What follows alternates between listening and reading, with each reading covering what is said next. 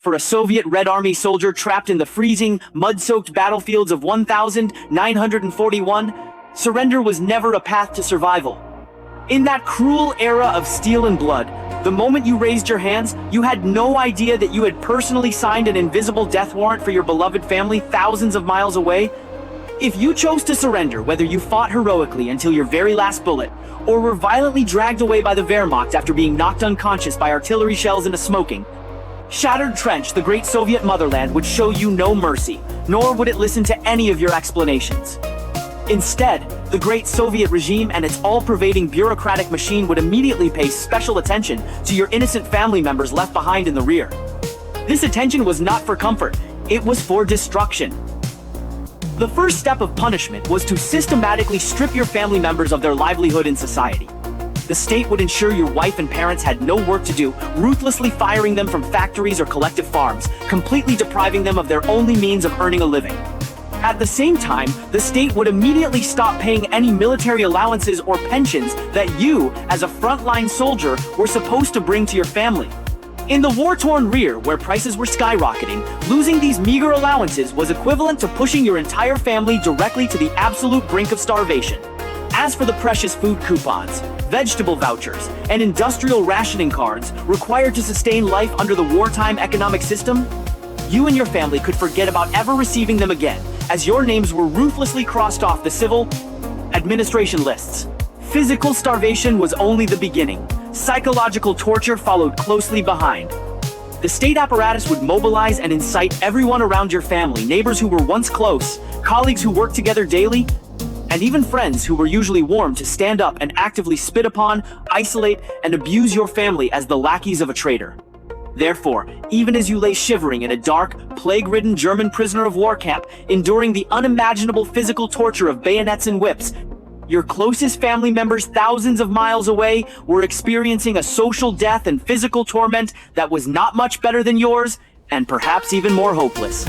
Today, we will turn the pages of this cold, buried history to uncover the layers of extremely unjust, and indeed utterly brutal, treatment suffered by the families left behind by captured Soviet soldiers during World War II. To understand the massive family tragedy that spanned the entire Soviet-German war, we must return to the political source of this policy. It was entirely rooted in a highly cold-blooded, uncompromising core logic of the Soviet officialdom. Surrender is equivalent to betrayal. In the political dictionary of the Supreme Leader Joseph Stalin and the High Command of the Soviet State Defense Committee, a true Soviet Red Army soldier, when facing the enemy on the battlefield, should not have the word captured in their vocabulary. You had to press your body and will to the very last second of human physical limits. The Soviet state left only two choices for its soldiers: either sing the songs of victory or die heroically on the path of an assault.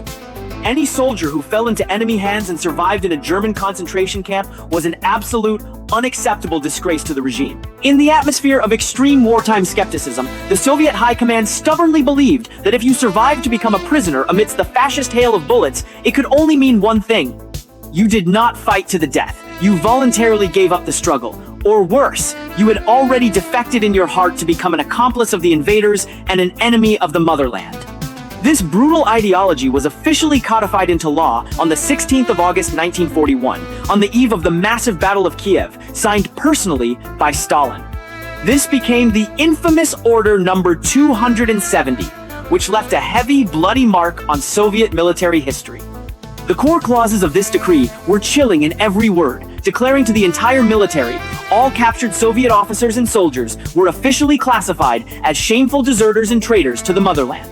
The accompanying collective punishment was swift. All families left behind by these traitors would immediately be stripped of all state assistance, preferential military allowances, and even the most basic survival relief. This completely frozen, iron-blooded decree was like an invisible guillotine hanging over the rear, stabbing violently into the chests of weeping, anxious women, elderly parents, and young children who were already consumed with grief over their missing loved ones. Now, let us sweep away the fog of history to examine in detail what kind of tragic, heart-wrenching scenes Order No.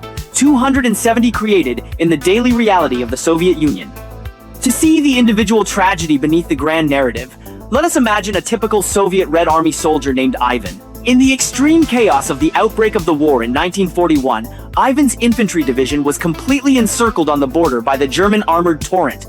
Ivan and his comrades held their muddy trenches, fighting until they fired their very last bullet, going without food and water for 3 whole days.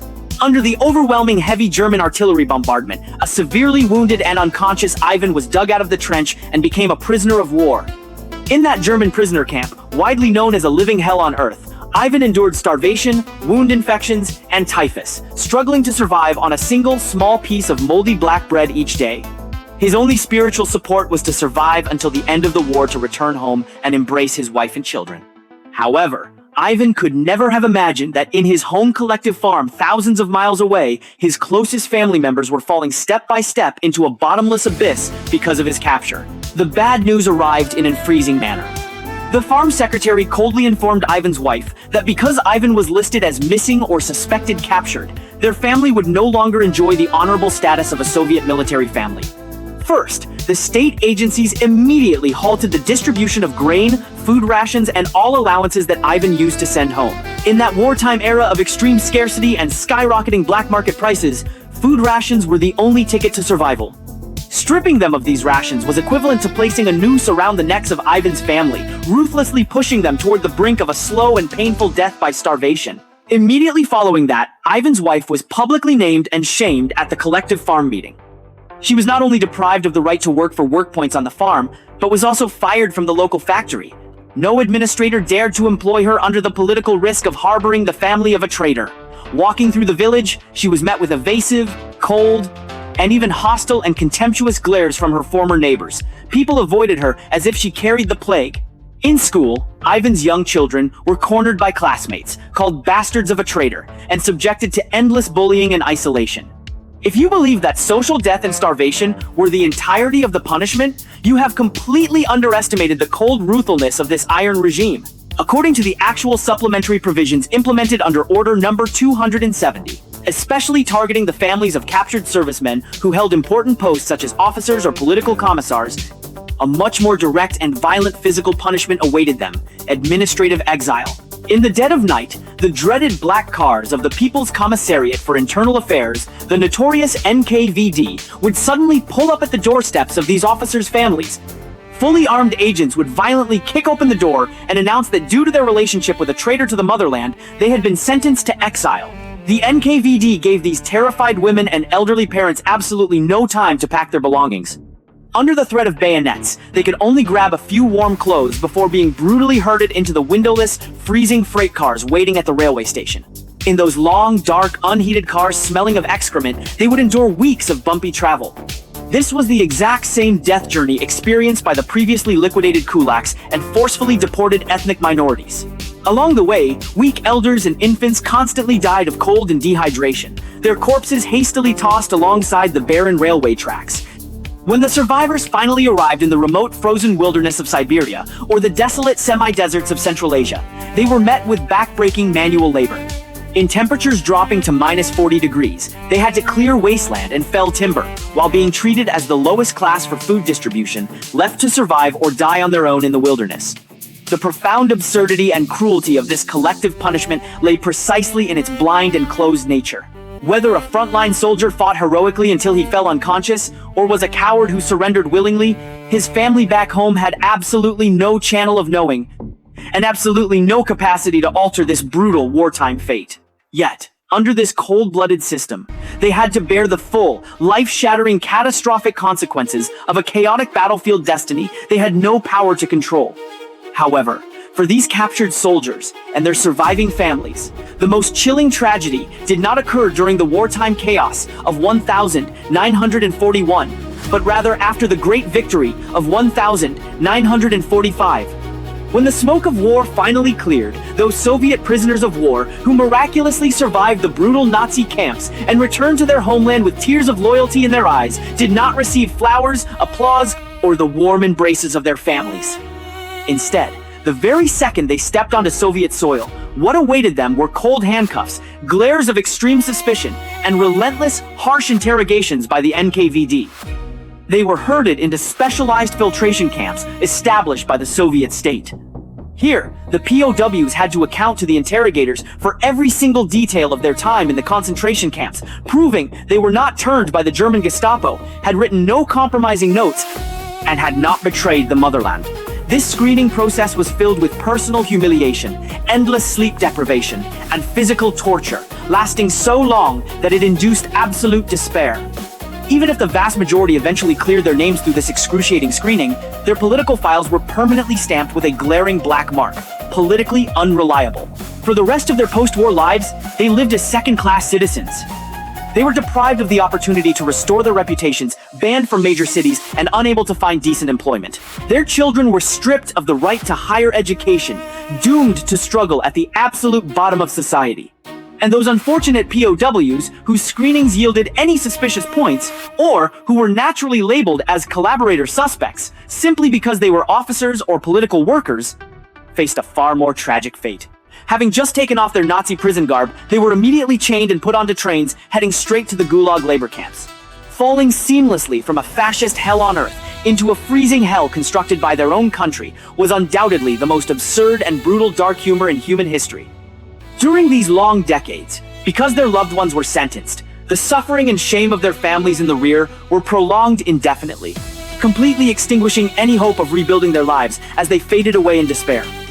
Throughout the history of World War II, this extreme Soviet policy toward captured servicemen and their families remains an absolute, unmitigated tragedy of statecraft. It was entirely driven by an authoritarian system characterized by extreme wartime paranoia, coldness, and the complete instrumentalization of the individual. Using a near-paranoid network of punishment, it ruthlessly struck and harmed those individual lives and innocent families who had already suffered the most and made the heaviest sacrifices to defend the nation. A Red Army soldier on the front lines, amidst the freezing winds and howling artillery, had to face not only the devastating bayonets and tanks of the fascist invaders, but also bear deep within his soul a suffocating, unimaginable psychological shackle. He knew that if he were captured for any objective reason, his innocent family thousands of miles away would instantly face complete ruin. This primitive, collective punishment policy severely damaged the trust of the ordinary public in the state, deeply tearing apart the moral fabric of Soviet society. It forced countless mothers, selfless wives, and innocent children who should have received social welfare and respect to carry an indelible political stigma of being a traitor's family while enduring the massive pain of losing their loved ones, struggling to survive on the dark margins of society for a single loaf of black bread. The brutal operation of this system proved to future generations that before such a grand, frozen state machine, individual dignity, individual innocence, and the warmth of humanity were utterly meaningless and easily discarded as cannon fodder when weighed against the cold interests of the state. Countless once happy and warm families were permanently shattered and torn apart in this internal liquidation without gunpowder. This secondary mental and physical trauma inflicted by the state upon its loyal citizens left scars on the national psyche that were far more profound, lasting, and harder to heal than the ruins and devastation left by the war itself.